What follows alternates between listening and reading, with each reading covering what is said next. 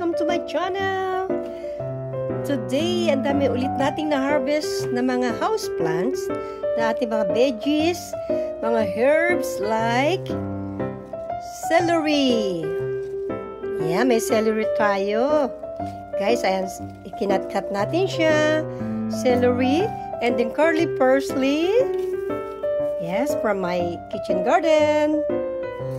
And salada na leaf. And then we have a lettuce here. Ayan, kinat lang natin siya. Ayan, habang nilalagay natin sa tubig. Look at that. Yes, salada na and lettuce. And also herbs. Ayan, may herbs tayo. Mixed herbs. Ayan, kinat-cut lang natin. And then, ito, lemon balm yan. Ito ay mojito. And celery again. Ayan. And mojito.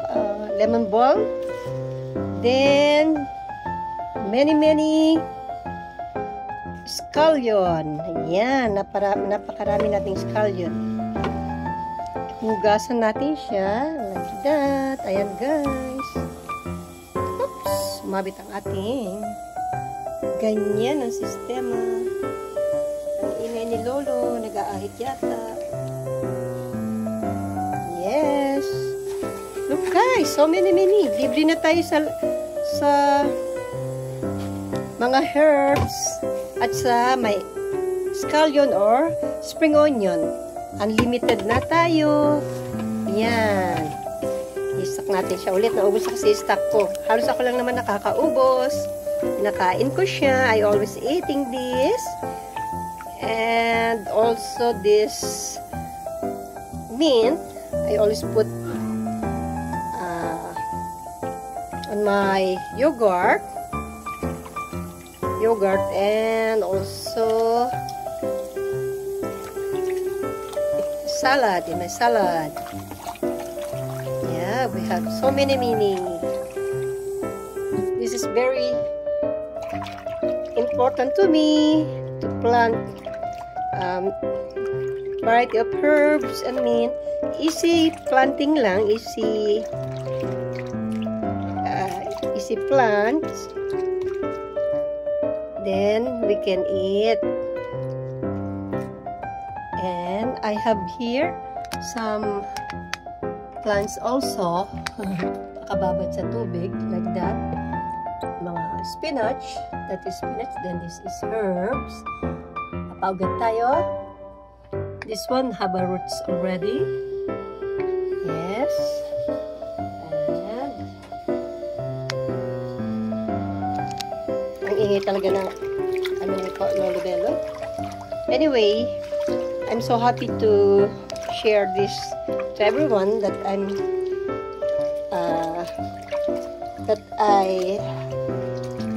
got from my plants in front of our house. This all vegetable and herbs mix. This also kind of herbs, you know that? And this is also kind of herbs, and also this is also. But this is veggies. Okay, guys. I will keep it on the wrap now, and let's wash. Let's wash first, and also this. Okay. Hope you like this video of mine. Please subscribe to my small channel, and have a great day to everyone. Thank you for watching. Thank you so much. See you soon, guys. Ito na, guys. Ayan. Nailagay na natin sa bottle. Ayan. Preserve na natin. Lalagyan natin ito ng kitchen paper. Wet kitchen paper like this. Sa baba. The bottle. And then ito yung ating spring onion or scallion. Ayan. Meron din kitchen paper sa ilalim. Look. Ayan. And then, ayan. Ganyan na natin. Nawash na natin siya. Nilalagyan din natin ulit siya ng kitchen paper at the top. Ayan. Preserve natin siya. Very fresh. Yummy. Yes, unlimited herbs and scallion or nengi or they call this spring onion.